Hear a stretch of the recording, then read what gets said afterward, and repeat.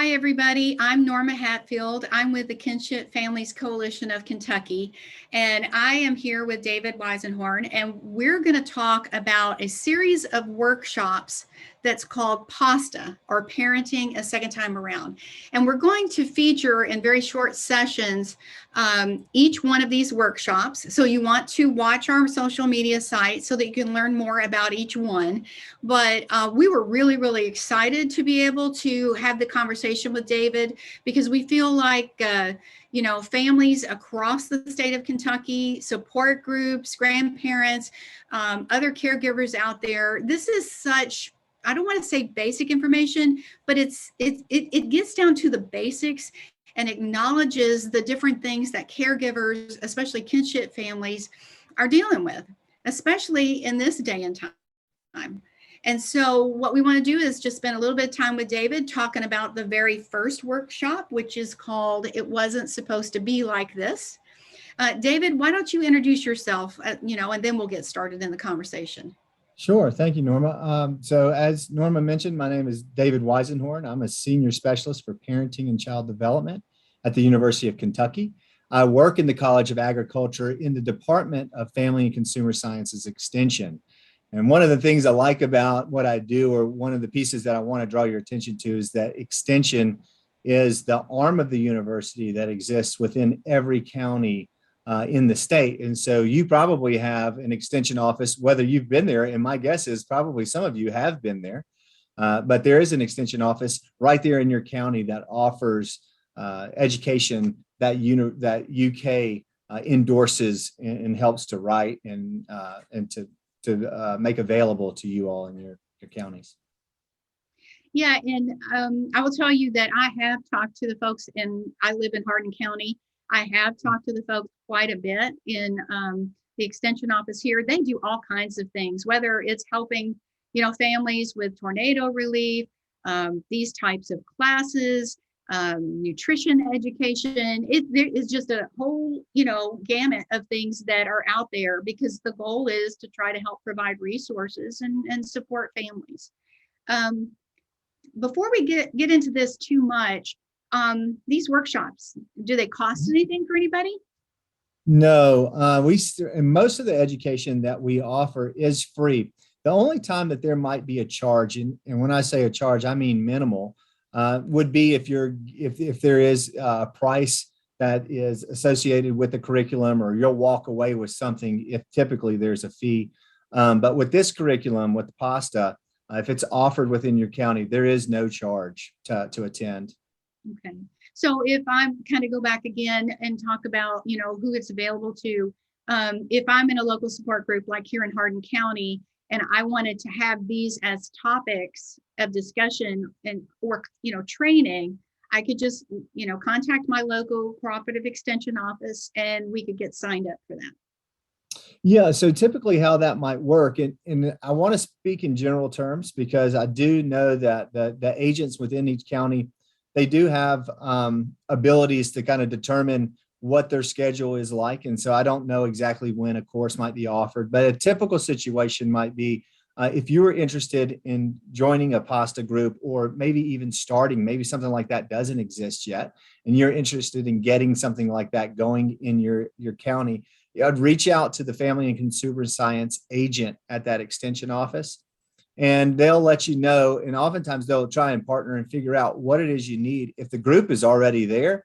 absolutely, they'll invite you. Most of the time when Extension does programming, we do it in our extension office. We have space that we usually invite people in, but there's also opportunities to work with other partners within the community, and sometimes those might be at their locations if they feel like that space is better, or maybe a space where people are used to coming. Yeah. One thing that comes to mind right off the bat is family resource centers. Yes. Because they oftentimes take on the lead to help with support groups or, provide additional resource information to families. I know they did for me when I first got my grandkids, and I just think, it's a wealth of information out there, for folks. And you all also, some of your agents within different counties, there's some that also run support groups as well. Is that correct? That is correct. Yes. So some of them already have been working with kinship families and are running these groups. And that really is why we begin to bring the curriculum to Kentucky, is because a lot of these groups were organically forming out of circumstance and the need.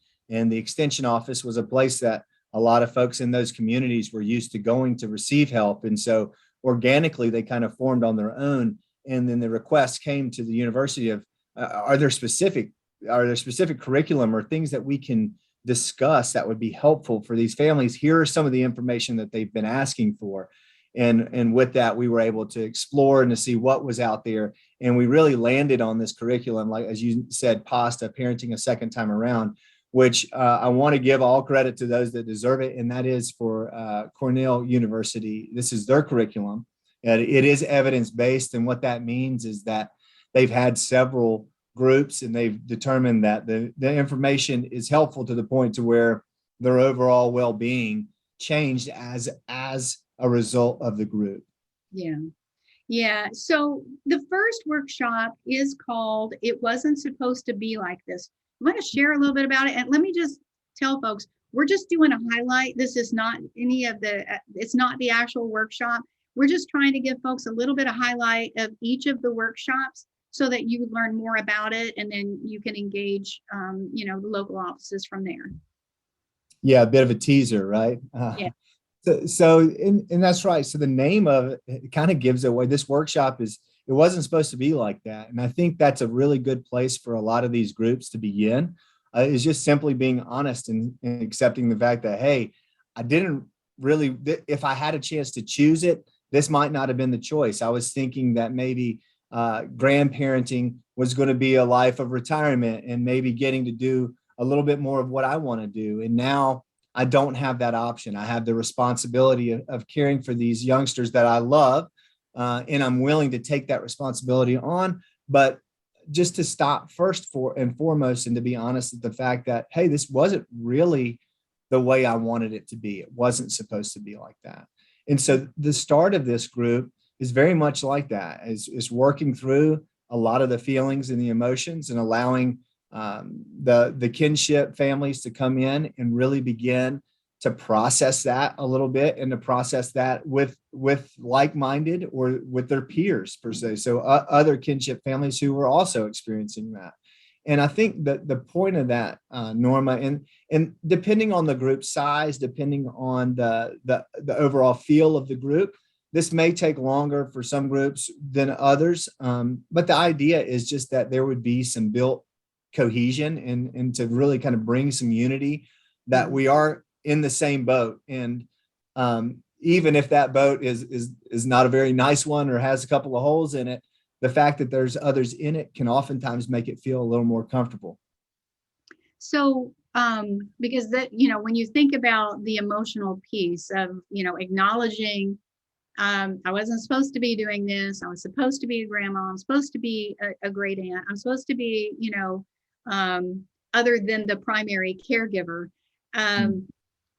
There's a lot that goes behind that. Are these in safe spaces, so to speak? Or does the groups kind of set that in place so folks are, feel free to share their feelings? So yes, and that is typically established by the group and by each group there. And I think you bring up a really good point, and I want to be clear about what some expectations may be. Is that the FCS agents are not licensed therapists. They are not people that are paid to give advice or to provide any type of therapeutic assessment or any type of diagnosis.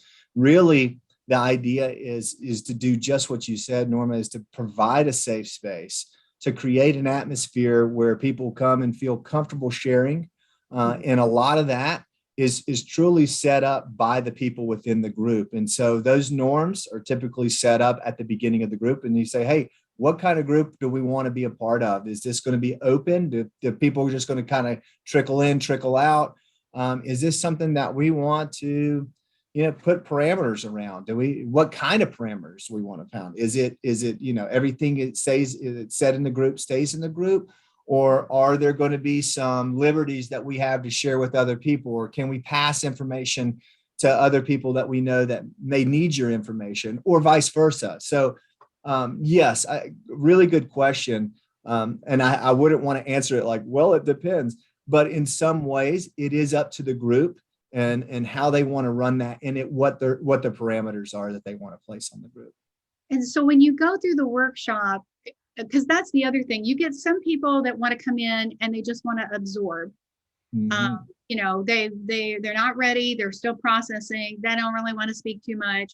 And then you get other people that want to share. And so I'm assuming in this workshop there you can do either one, whatever your comfort level is. Yeah, great. Yeah, absolutely. No pressure to do one or the other. When I train the agents to lead or facilitate, and those are the terms that we use, is that, hey, you're just going to facilitate discussion. What you're going to do is you're going to present some topics, maybe some loose guidelines to those topics, and then you're just going to kind of facilitate discussion and not allow people to go too long if they're capitalizing and taking all the breath out of the group, but also not pressing people to share if they don't want to share. So yes, it really is a comfort level deal. We would love for everybody to share, but for sure, just like when we deal with children, that those kind of come one at a time, and depending on how they feel and your comfort level. So if I sign up for this first workshop, how much time am I expected to be at? Because I've got to worry about, who's going to watch the kids, or, making dinner, picking the kids up from, school. Everybody's get really busy, especially when you weren't planning all of these things in your life. So what should I expect for this first workshop, timing wise? Really great. I suggest the 2 hours is typically what we do in that. And if you're listening and you think, whoa, 2 hours is really long, I want to just kind of set that pace and the tone for what that 2 hours might look like.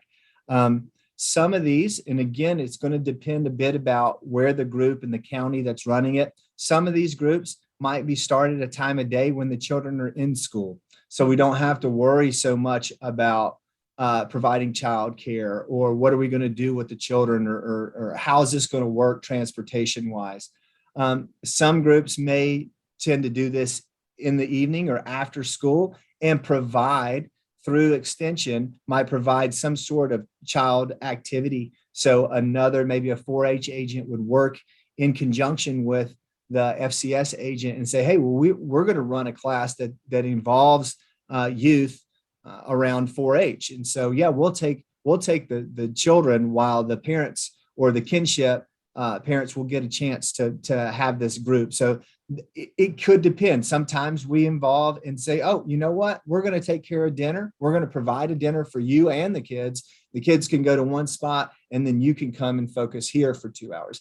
So again, it will depend on the group, and all of that detail should be easily obtained once you contact your local extension office. But some of those, depending on the group, most of those details have been considered and are addressed. Okay. So it's about 2 hours, and it's in one block of time. And then, just depending on the situation, there might be arrangements for the kids or for meals and things like that. It just kind of depends on the scenarios that might be out there. Do I have to worry about any kind of computer work or homework or anything like that, or do I just show up? No, you just come as you are. Really, the intent is to be some respite, to provide some relief, to provide a safe place for venting and allowing some of the frustrations that just come with the situation to be handled and addressed.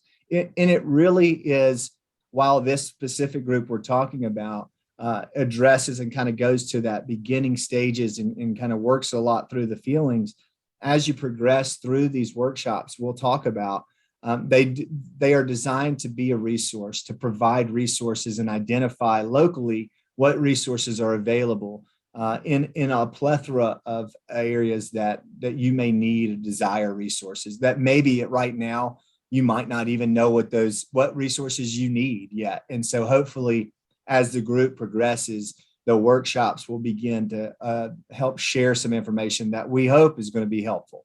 Yeah, um, my husband, well, I have my husband and I have permanent custody of my two grandkids, and we've had them, gosh, 7 years now. And there's still things you're learning because as the kids get older, well, one, technology is different today, but there's so many things that you're navigating that you didn't have to navigate, before. And I think it's important to be able to express those emotions and things. And I think just the whole scenario, the whole situation that's out there, I don't think it's all, one and done. I think it's you're dealing with emotions up and down, and sometimes you may go back, and kind of be dealing with things that you dealt with a few years ago because you just got to process it and you got to feel. I think it's mostly important to not feel alone. Absolutely. I Um, mean, I think you're right. I think so much of just being able to be heard and somebody to say, "Hey, I get it. I understand." Yeah, like your feelings are not out in the realm of normalcy. Like they're shared among others. And I think we often feel isolated in our pain, and I think that's universal. That whatever that pain is, we often feel isolated in it, and to be amongst others that are feeling that pain brings a lot of validation and freedom, I think, in the end. So, yeah. and I think that's the other thing. I've talked to, gosh, I'm going to say it sounds a little high, but I believe it's the truth. Thousands of, kinship caregivers around the state over the years. And what I find common is that they feel like they just got to, be tough, just put on the straight face and don't show any emotions, just deal with what you got to deal with day to day to day. And I think that's another thing, that's why I was so excited about this workshop when I heard about it, is because it does give you that chance to connect. And even if you've been in a local support group, you're going to learn something. I just believe that you're going to learn something new. You're going to process. You might even just meet somebody new that you connect with well, that you can kind of, share resources, share your feelings. I just am super excited about PASTA in the overall, when you look at the whole curriculum. And I wanted to tell folks, so what we're doing is we're just doing highlights of each workshop. So continue to follow us on social media. We'll also put the links to some of this information, contact information on the Kinship Coalition site as well. Is there anything else, David, you want to talk about when we look at this very first workshop and it wasn't supposed to be like this? For sure. And I love, because I want to tag on to some of what you said, Norma. I think it's absolutely paramount is part of this workshop and the design of PASTA is to learn from others. You talked about like you will probably hear something that you need to hear. I mean, what you'll hear is a lot of shared feelings and how people are dealing with that. And that is extremely important to understand. Hey, another part of this big program is not only just talking about those feelings, but then talking about, hey, how do we care for ourselves? Mm-hmm. And I think what you made mention of was almost what I would call a cohort or a cultural understanding of a generation that was like, hey, we suck it up and we take it on the chin and we drive on, and I think that was really what was necessary at that time. But as we know about most things in life, that as time has changed and progressed, we've progressed and changed. And so I think times now are much different than times may have been prior. And so to understand that maybe we can't address this parenting like we addressed the parenting we might have done previously, because we're talking about parenting a second time around. Maybe this type of parenting is going to be different. And it's not because of anything that you might have done wrong, but more so about just how times have changed and parenting has changed. And so we do talk about caring for ourselves and the importance of that, as well as identifying in this first section, what are some things that are be helpful for you? And so we try and tailor the rest of those workshops to meet the needs that you personally have or you as a group has. And so a lot of what we're doing in this first group is listening to each other, helping to identify where our pain points are, and then allowing the rest of the workshops that come after that, the next times we meet, to work towards addressing those needs that you specifically have or that the group has. And again, continuing to share and to learn from one another the entire time.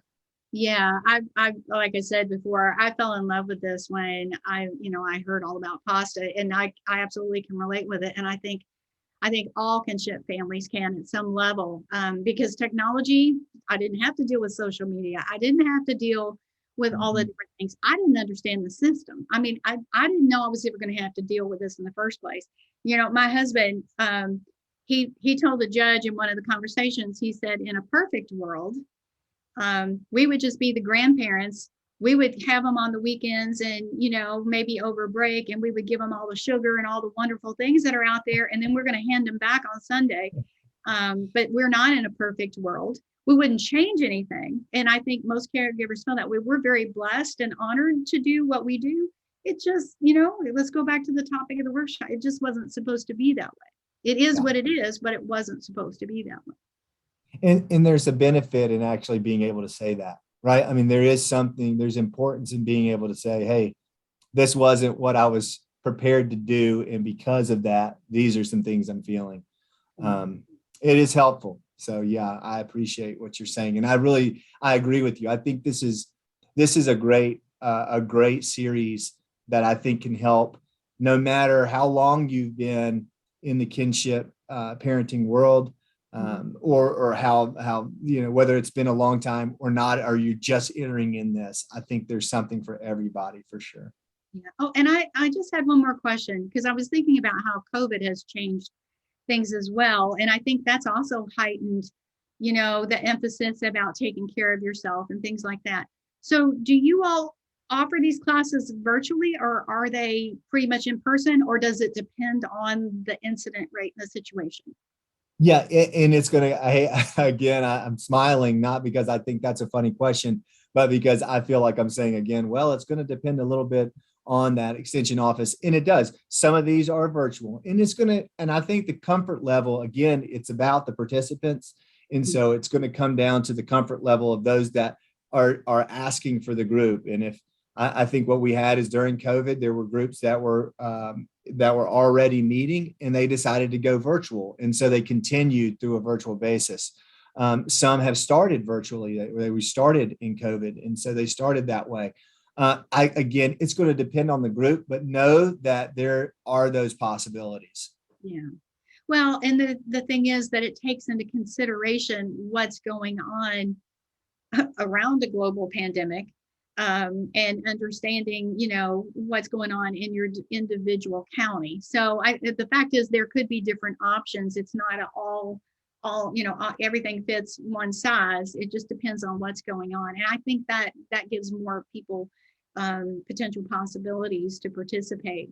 So the first workshop is called "It Wasn't Supposed to Be Like This." And we're going to put some information on the post with this link to this video if folks want to learn more about it, and they can contact their local extension office. And we encourage support groups and other groups out there, such as family resource centers and a lot of different organizations to take a closer look at this. We think these are great topics that would be very helpful for kinship families and really families in our community. Now, coming soon, we will have another conversation with David, and the workshop is called "Getting to Know You." So, just kind of watch for us. We'll have that probably in another week or so after this one first airs. And if you have any questions about support groups, about the coalition, you can check out our website at kinshipky.org. Thank you.